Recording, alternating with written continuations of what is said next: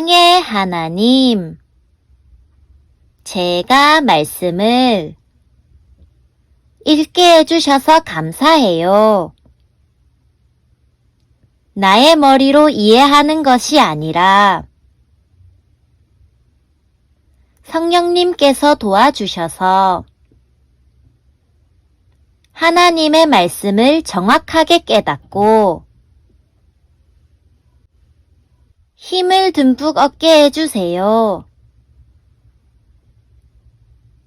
예수님의 이름으로 기도드립니다. 아멘. 안녕 친구들, 우리가 오늘 읽을 말씀은 요한복음 11장이에요. 11장에는 예수님께서 죽은 나사로를 살리시는 사건, 그리고 예수님을 죽이려는 사람들의 음모가 등장해요. 오늘의 간단 설명.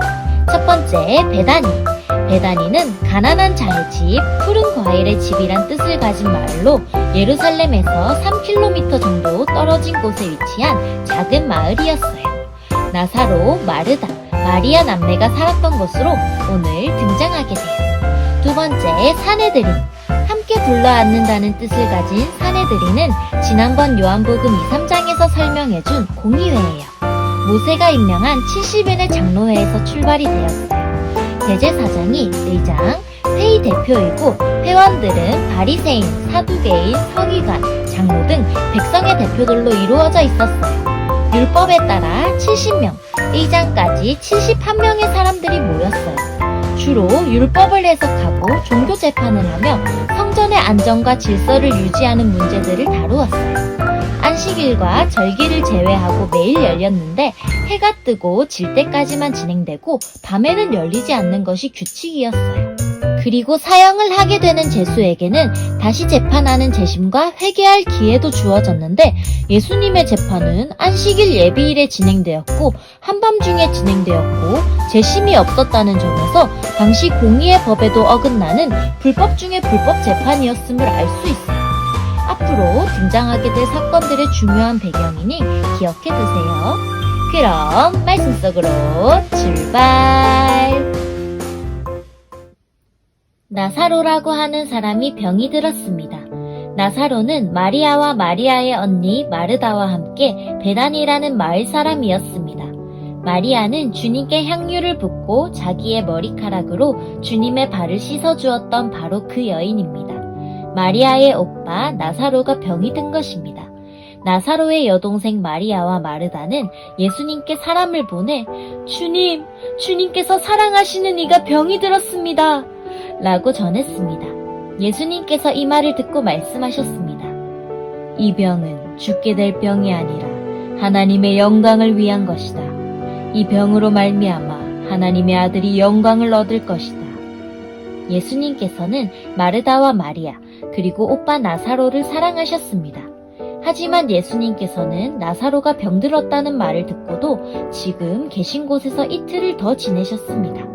이틀 후 예수님께서는 제자들에게 다시 유대 땅으로 가자고 말씀하셨습니다. 제자들이 예수님께 말했습니다. 하지만 선생님, 방금 전에 유대인들이 주님을 돌로 쳐 죽이려고 하였는데 다시 그곳으로 가려고 하십니까? 예수님께서 대답하셨습니다. 하루 중 낮이 12시간이나 되지 않느냐. 사람이 낮에 걸어다니면 그는 이 세상의 빛을 보기 때문에 넘어지지 않는다. 그러나 밤에 걸어다니면 그 사람 속에 빛이 없으므로 넘어진다. 예수님께서 이 말씀을 하신 후에 이렇게 덧붙이셨습니다. 우리 친구 나사로가 깊이 잠들었으니 그를 깨우러 가야겠다. 그러자 제자들이 말했습니다. 주님, 나사로가 잠들었다면 낫게 될 것입니다. 예수님께서는 나사로가 죽은 것에 대해 말씀하셨지만 예수님의 제자들은 나사로가 정말로 잠을 자고 있는 것으로 생각했습니다. 그때 예수님께서 분명히 말씀하셨습니다. 나사로가 죽었다. 하지만 너희를 위해서는 내가 거기에 있지 않았던 것이 기쁘다. 이것은 너희들이 믿을 수 있도록 하기 위함이다. 그러나 이제 나사로에게 가자. 그때 디두모라는 별명을 가진 도마가 다른 제자들에게 우리도 주님과 함께 죽으러 가자고 말했습니다. 예수님께서 나사로가 있는 곳에 도착했습니다. 그때 나사로는 이미 죽어 무덤 속에 있은 지 4일이나 되었습니다. 베다니는 예루살렘에서 약 3km 조금 못 되는 곳에 있었습니다. 많은 유대인이 오빠를 잃은 마르다와 마리아를 위로하러 두 자매에게 왔습니다. 마르다는 예수님께서 오신다는 소식을 듣고 예수님을 마중 나갔고 마리아는 집에 남아 있었습니다. 마르다가 예수님께 말했습니다. 주님께서 여기 계셨더라면 제 오빠가 죽지 않았을 것입니다. 그러나 지금이라도 주님께서 하나님께 구하시는 것은 무엇이든지 하나님께서 주시리라는 것을 알고 있습니다. 예수님께서 말씀하셨습니다. 내 오빠가 다시 살아날 것이다. 마르다가 대답했습니다. 마지막 날에 있을 부활 때 제 오빠가 다시 살아난다는 것을 제가 압니다. 예수님께서 마르다에게 말씀하셨습니다. 나는 부활이요 생명이다. 나를 믿는 사람은 설령 죽는다 해도 살 것이며 살아서 나를 믿는 사람은 그 누가 되었든지 결코 죽지 않을 것이다. 내가 이것을 믿느냐? 마르다가 대답했습니다. 네, 주님. 저는 주님께서 그리스도이시며 세상에 오시기로 한 하나님의 아들이심을 믿습니다. 마르다는 이 말을 하고는 집으로 돌아갔습니다. 마르다가 마리아를 따로 불러내 말했습니다. 선생님이 여기 오셔서 너를 찾으셔. 마리아는 이 말을 듣자마자 바로 일어나 예수님께로 갔습니다.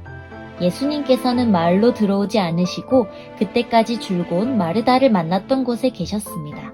마리아와 함께 집에 있으면서 마리아를 위로하던 유대인들은 마리아가 일어나 황급히 나가는 것을 보았습니다. 그들은 마리아의 뒤를 따라 나오면서 마리아가 통곡하러 무덤에 가는 것이라고 생각했습니다. 마리아는 예수님께서 계신 곳으로 갔습니다. 마리아는 예수님을 보자 그의 발 아래 엎드려 이렇게 말했습니다. 주님께서 여기 계셨더라면 저희 오빠가 죽지 않았을 것입니다. 예수님께서 마리아와 마리아의 뒤를 따라온 유대인들이 우는 것을 보셨습니다. 예수님의 마음은 격한 감정이 들면서 몹시 아프셨습니다. 예수님께서 말씀하셨습니다. 나사로를 어디에 두었느냐? 그들이 대답했습니다. 와서 보십시오, 주님. 그러자 예수님께서 눈물을 흘리셨습니다. 그것을 보고 유대인들이 말했습니다. 예수님께서 나사로를 얼마나 사랑하였는가 보아라. 그러나 그들 중에는 안 못 보는 사람의 눈도 뜨게 한 사람이 나사로가 죽지 않게 할 수는 없었나? 라고 말하는 사람도 있었습니다. 예수님께서는 몹시 아픈 마음으로 무덤에 가셨습니다. 그 무덤은 입구를 커다란 돌로 막은 굴이었습니다. 예수님께서 돌을 옮겨놓으라 고 말씀하셨습니다. 죽은 나사로의 여동생 마르다가 예수님께 말씀드렸습니다. 주님, 오빠가 죽어 무덤에 있은 지 이미 4일이나 되어 냄새가 심하게 납니다. 예수님께서 마르다에게 말씀하셨습니다. 내가 믿으면 하나님의 영광을 볼 것이라고 내가 너에게 말하지 않았느냐. 그래서 사람들이 입구에서 돌을 옮겨 놓았습니다. 그때 예수님께서는 고개를 들어 하늘을 보시며 말씀하셨습니다. 아버지, 지금까지 제 말을 들어주셔서 감사합니다. 아버지께서는 언제나 제 말을 들으시는 줄을 제가 압니다. 그러나 저는 주위에 있는 이 사람들을 위하여 그들이 아버지께서 저를 보내셨음을 믿게 하기 위하여 이 말을 한 것입니다. 예수님께서는 이 말씀을 하신 후 큰 소리로 말씀하셨습니다. 나사로야, 나오너라. 죽은 사람이 밖으로 나왔습니다. 그의 손과 발은 천으로 감겨져 있었으며 얼굴도 천으로 둘러싸여 있었습니다. 예수님께서는 사람들에게 천을 풀어주어 다니게 하여라 하고 말씀하셨습니다.